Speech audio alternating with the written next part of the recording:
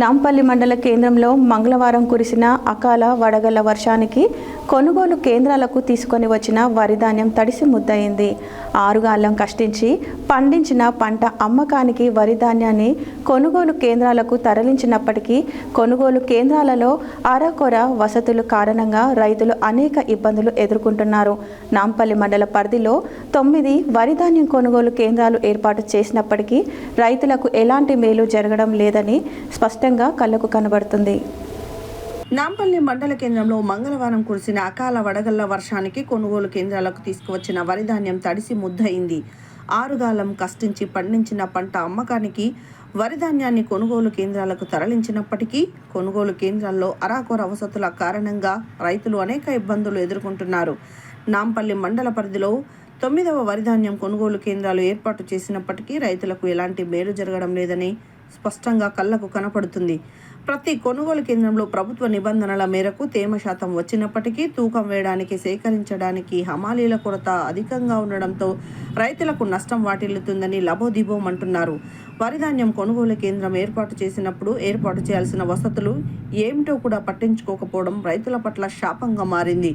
నాంపల్లి మండల పరిధిలో వారంలోపే 2 పర్యాయాలు అకాల వడగండ్ల వర్షం కురిసి వరిధాన్యం తడిసి ముద్దయింది. వరిధాన్యం కొనుగోలు కేంద్రాలను ఏర్పాటు చేసినప్పటికీ హమాలీలను ఏర్పాటు చేసుకోకపోవడం, ఒక్కో సంస్థకి 2-3 కొనుగోలు కేంద్రాలను ఏర్పాటు చేసుకునే అవకాశం కల్పించడంతో కొనుగోలు కేంద్రం నిర్వాహకులు ప్రతి సెక్టార్కు హమాలీలను ఏర్పాటు చేయాల్సి ఉండగా ఒక్క హమాలీ గుంపుతోనే 3-4 సెంటర్లకు తిప్పుతూ వరిధాన్యాన్ని తూకం వేస్తూ సేకరిస్తున్నారు. ఒకవైపేమో హమాలీల కొరత, మరోవైపేమో లారీల కొరతతో నేడు నాంపల్లి మండల పరిధిలోని రైతుల పరిస్థితి దయనీయంగా మారింది.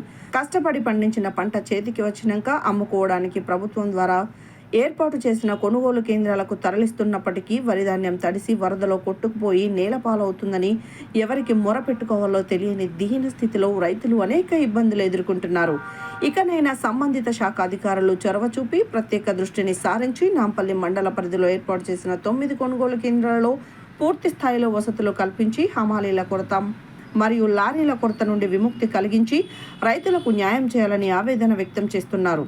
ఇదే విషయంపై సత్య న్యూస్ నాంపల్లి తహసీల్దార్ గుగులోతు దేవాసింగ్ను వివరణ కోరగా, దొడ్డు రకం ధాన్యాన్ని సేకరించడానికి 7 కొనుగోలు కేంద్రాలు ఉండగా అందులో 3-4 సెంటర్లకు హమాలీల కొరత ఉన్నట్లు దృష్టికి వచ్చిందని, 2-3 రోజులుగా లారీల కొరతను అధిగమిస్తున్నామని, ప్రతి సెంటర్ను సందర్శించి ఎలాంటి ఇబ్బందులు కలగకుండా రైతులకు మేలు జరిగే విధంగా చూస్తామని, ఉన్నతాధికారులతో మాట్లాడి తడిసిన ధాన్యాన్ని సైతం సేకరించడానికి ప్రయత్నిస్తామని తెలిపారు.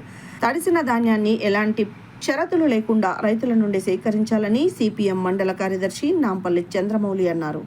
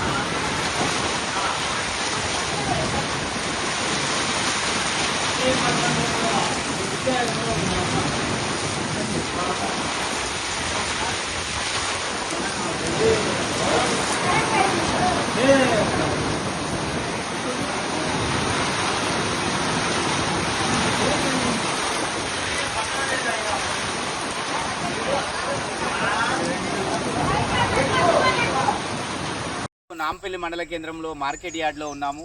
ఆ వడగండ్ల వాన రావడం వలన ఇక్కడ ఉన్నటువంటి ధాన్యం మొత్తం కూడా నీళ్ళల్లో నాని విపరీతంగా నీళ్ళల్లో మొత్తం కూడా వరదల్లో కొట్టుకుపోవడం జరిగింది.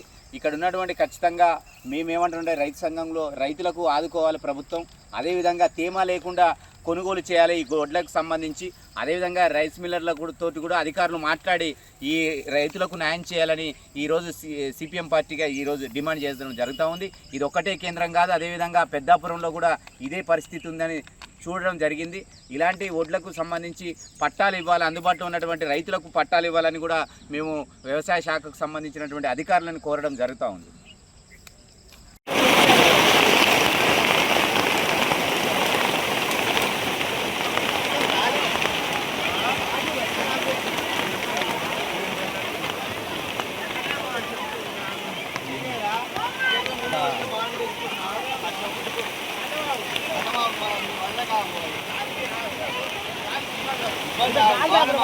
వెళ్ళిపో గాలి వస్తుంది